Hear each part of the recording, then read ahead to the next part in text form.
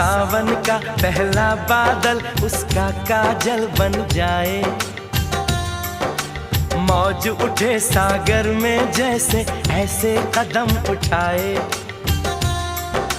रब ने जाने किस मिट्टी से उसके अंग बनाए। छम से काश कहीं से मेरे सामने वो आ जाए। भोली सी सूरत आंखों में मस्ती, दूर खड़ी शर्माए। हाय हाय एक झलक दिखलाए, कभी कभी आंचल में छुप जाए। हाय हाय मेरी नजर से तुम देखो तो यार नजर वो आए। भोली सी सूरत आंखों में मस्ती, दूर खड़ी शर्माए। हाय हाय आए